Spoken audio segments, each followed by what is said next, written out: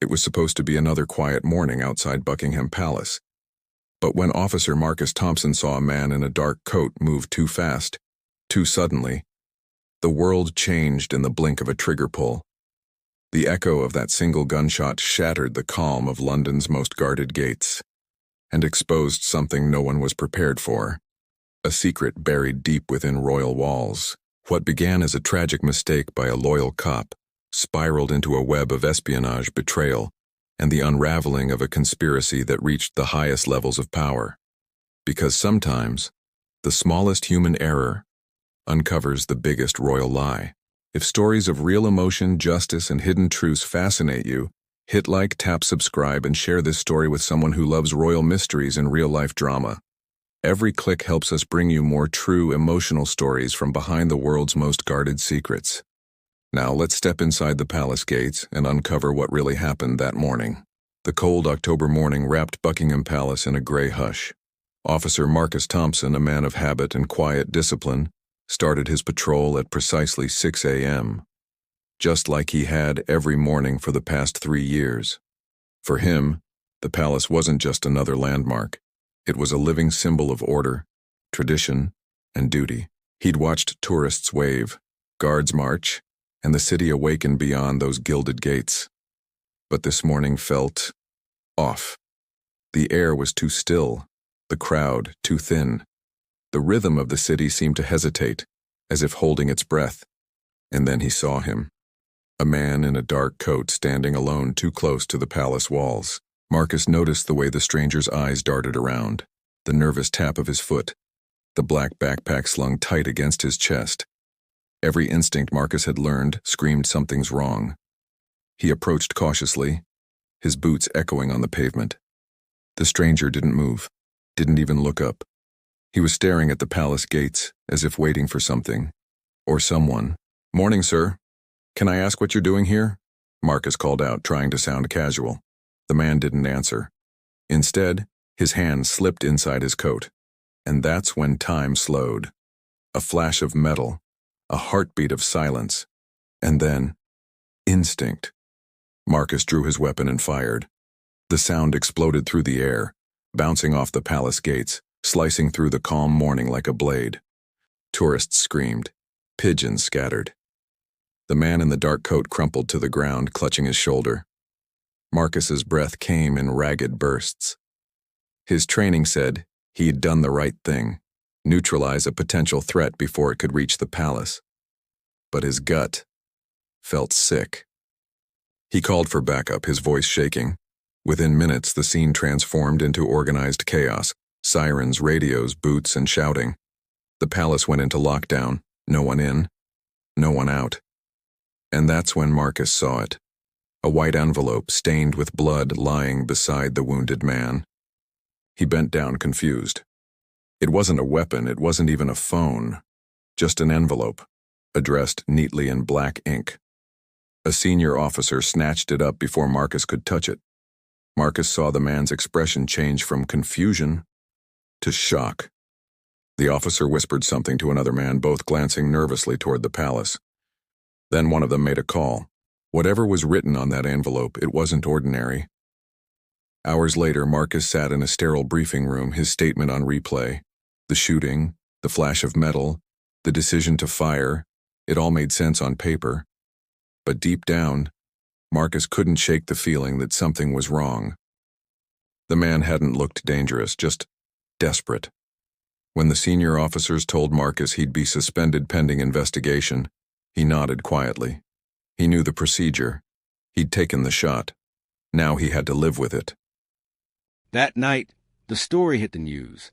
Palace security incident contained. The anchor said smoothly, "A suspicious man shot near Buckingham Palace.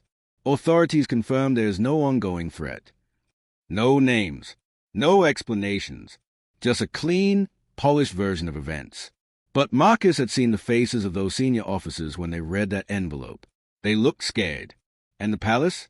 Silent. Too silent. He poured himself a drink, staring at the news on his flickering TV. Something about the story didn't add up. Who was the man? Why had he been standing there for so long? And who, exactly, was that letter for? By morning, reporters had already found his address. Camera flashes exploded outside his small London flat. Officer Thompson, did you panic? Was a man armed? Did the palace order the cover-up? He closed the curtains and turned off his phone. He wasn't supposed to talk. Not until the investigation was over. But the guilt was already eating at him. He kept seeing the man's face, the shock in his eyes when the bullet hit. Marcus had fired thinking he was protecting the crown. Now he wasn't so sure. By noon, he made a decision. He grabbed his coat, left through the back door, and drove to St. Mary's Hospital. He told himself it was to check on the man's condition. But deep down, he knew it was something more. He needed to know why. The nurse recognized him instantly. "You're the officer from the palace shooting, aren't you?" she whispered. "He's stable now, but he's been asking for you." Marcus froze. "Me?" She nodded. He said your name. When Marcus entered the dim hospital room, the man, David Chen, according to the chart, looked up weakly. His shoulder was bandaged, his face pale, but his eyes were sharp. Marcus expected anger. Instead, David smiled faintly. "I'm glad you came." Marcus didn't know what to say. "I thought you were reaching for a gun." David shook his head slowly. "No, I was trying to protect someone from what I found." "What do you mean?" Marcus asked. David motioned weakly toward the table beside him. "That envelope, they took it, didn't they?" Marcus nodded. David sighed. "Then it's already begun." Marcus leaned closer. "What's already begun?" David's eyes flickered toward the door, as if afraid someone was listening. What's inside that envelope could destroy people in power, people inside the palace. For a moment, Marcus thought the man was delirious. Then David said quietly, "You didn't just shoot the wrong man, officer. You shot the messenger." And in that instant, Marcus realized this wasn't just about a mistake. It was a beginning of something much, much bigger. The steady hum of hospital machines filled the silence. Marcus stood frozen, trying to make sense of David Chen's words. "You're saying the envelope I saw had evidence against someone in the palace?" David's eyes, though weak, glinted with urgency. "Not just someone. Something. A chain. A system of corruption that goes higher than anyone dares to believe." Marcus sat beside the bed, his stomach twisting. He was a simple beat cop. He handled tourists and trespassers, not royal scandals and criminal networks. But he couldn't walk away. Not after what he'd done. "Start from the beginning," Marcus said. David took a slow breath. "I'm a freelance photographer. I take pictures, celebrities, politicians, private clients. 3 weeks ago, a man approached me with a job. Said he needed photos of a private meeting in central London. Offered me £5,000 up front, double if I stayed quiet." Marcus frowned. "That's not normal." "I know, but I needed the money," David said, his voice bitter. "I thought it was just an affair, rich people hiding their sins. Happens all the time. So I did it." He looked away, as if ashamed. But it wasn't an affair. It was a deal. Money changing hands. Documents. And one of the people in that meeting worked for the royal household. Marcus felt the air leave his lungs. Someone inside the palace. David nodded slowly. A senior aide. Trusted. The kind of person who knows travel schedules, private meetings, even security codes. Marcus's mind raced. If that was true, this wasn't just a scandal. It was treason. When I realized what I'd photographed, David continued, I tried to reach my client, but they disappeared. Phone dead. Email gone. Like they never existed. He shifted painfully, his hand trembling. I tried the newspapers next, but they all refused to publish. Said it was too dangerous. That the person in those photos was untouchable. Marcus could see the fear etched into every line of David's face. "So you decided to deliver it to the palace yourself?" "Yes. I thought, if I handed it directly to someone trustworthy, they'd handle it quietly, protect the royal family, stop whoever was leaking information." He looked at Marcus again, his voice breaking. "I never expected to be shot for it." Marcus clenched his fists. "I made a mistake. David, but now I'm going to make it right. The nurse entered briefly, adjusting the fall, glancing at Marcus with pity. When she left, David whispered, "You don't understand. They already know who I am, and they know I talk to you." Marcus froze. "What are you saying?" "They tried to kill me once," David said weakly. "They'll try again." "Who's they?" But before David could answer, Marcus's phone buzzed, a private number. He stepped into the hallway to answer. "Officer Thompson," a calm female voice said. "This is Detective Inspector Sarah Walsh, Scotland Yard. We need to speak. Immediately." An hour later, Marcus sat across from Detective Walsh in a secure office deep inside the yard. She was composed, sharp-eyed, the kind of person who'd seen too many secrets and trusted too few people. "You want the truth, officer," she said quietly. "The man you shot wasn't just a photographer. He was part of a covert operation." Marcus blinked. "An operation?" Walsh nodded. "Private intelligence. Hired by a government-linked firm to collect evidence on an international criminal named Victor Petrov. Petrov's network launders money, traffics arms, and, until now, had contact inside the royal household." Marcus leaned forward. "You're telling me the man in that envelope photo, the royal insider, was feeding information to a criminal?" "Yes. Travel routes, event schedules, even private security layouts. Petrov wanted access to the royal family for something much larger, possibly a kidnapping or political leverage." Marcus felt cold all over. "So my shooting blew the operation wide open," Walsh finished. "You ruined Petrov's communication chain, forced his people into panic. You also made yourself a target." Marcus sat back, trying to absorb it. A single mistaken gunshot had somehow tangled him in a world of spies, traitors, and criminal power. Walsh studied him carefully. "We recovered the envelope. It's now evidence. But I'll be honest with you. It confirmed what our intelligence team suspected. There's a mole inside the palace. Someone high enough to access confidential briefings." "Who?" Marcus asked. Walsh hesitated. "A senior aide named Lady Catherine Peton." Marcus's stomach dropped. He knew that name. She was practically royal herself, graceful, respected, part of the palace for 15 years. "I can't believe she'd do something like that," he said quietly. Walsh's expression was grim. "Neither could we, until we saw the photographs." That night, back at home, Marcus couldn't sleep. Every time he closed his eyes, he saw David's pale face. He saw the bullet, the envelope, the fear. He tried to convince himself that this was no longer his fight. He was suspended, out of uniform, out of authority. But he couldn't ignore the truth. This all started with him. And someone, somewhere, was trying to bury it. At 3 a.m., a noise outside his flat made his heart skip. A car idled on the street, headlights off, 2 silhouettes inside, watching. He turned off the light and stepped back from the window. They weren't reporters this time. He could feel it. The next morning, he called Detective Walsh. "They are watching me," he said flatly. She didn't sound surprised. "Stay calm, officer. We've seen the same pattern with others linked to the case. Petrov's people are testing you. Don't engage." "Testing me for what?" "To see if you'll stay quiet." Marcus gritted his teeth. "And if I don't?" "Then you become a problem," Walsh said simply. "But maybe that's exactly what we need." He frowned. "Meaning?"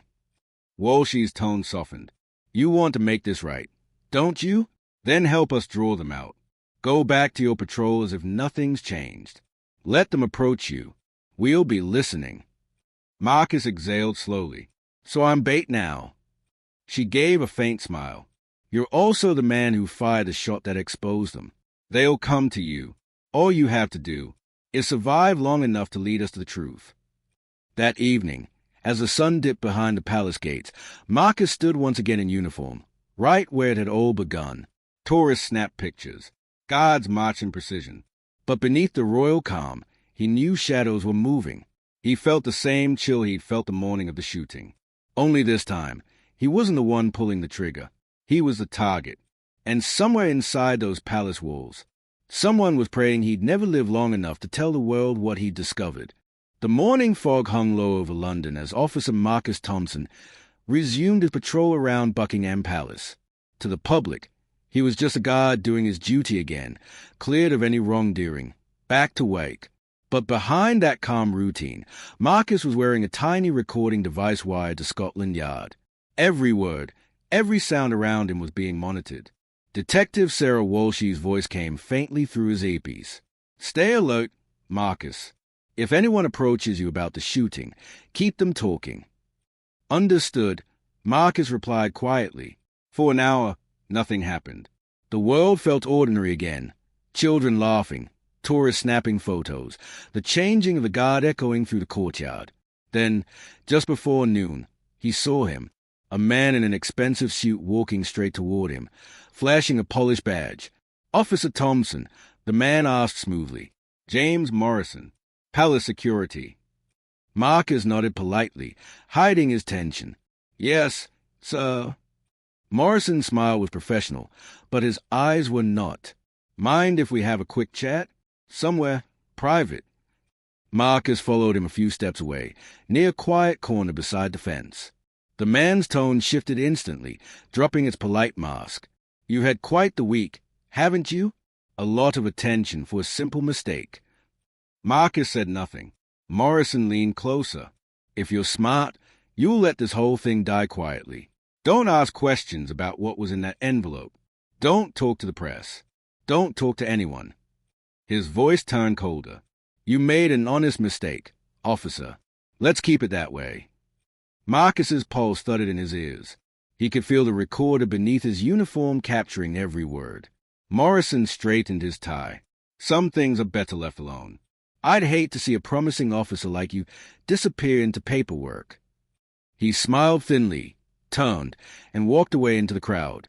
Marcus touched his earpiece. "Did you get that?" Walshy's voice came back, calm but excited, loud and clear. "Morrison's not with Palace Security. He's one of Petrov's men." That evening, the case cracked open even wider. Marcus received a call from the hospital. David Chen wanted to see him, urgently. When Marcus arrived, David's condition had worsened. His skin was pale, his hands trembling. "They tried to poison me," he whispered. "Someone got to my food. The doctors say I'll recover, but I don't have much time here." He reached into his pillow and handed Marcus a small memory card. "These are copies of the photos. The originals are hidden, but if something happens to me, don't let them bury this. Promise me." Marcus swallowed hard. "I promise." He tucked the card into his wallet, not yet realizing he now held the evidence that could shatter one of the oldest institutions in the world. That night, in the dim light of his apartment, Marcus opened the files on his laptop, and what he saw turned his blood cold. Photographs, clear, time-stamped, undeniable. Lady Catherine Peton, meeting with Victor Petrov in a private hotel room. Money changing hands. Documents being photographed. She wasn't just leaking gossip. She was selling the royal family's most guarded information. Travel plans, security layouts, private correspondence. Marcus sat in silence, staring at the screen. He'd walked past Lady Catherine dozens of times. She'd smiled, nodded politely. She was supposed to be loyal. But loyalty had a price. Detective Walsh arrived minutes later with a small team. She took one look at the photographs and knew they finally had enough. "Tonight," she said, "we arrest her quietly before she realizes we're on to her." The plan was simple. Lady Catherine always took a short walk through St. James's Park at 7 p.m. They would intercept her there, away from cameras and guards. Marcus would be there too, to identify her and testify to her connection with the envelope. At exactly 7, the royal aide appeared, wearing a gray coat and gloves, her posture regal as ever. She didn't flinch when Walsh approached with her badge. "Lady Catherine Peton, you are under arrest of conspiracy, treason, and aiding a known criminal." To everyone's surprise, Lady Catherine didn't resist. She just smiled sadly. "I was wondering when you'd come." As officers cuffed her, she said softly, "He threatened my mother. I didn't have a choice." Walsh frowned. "Victor Petrov." Lady Catherine nodded.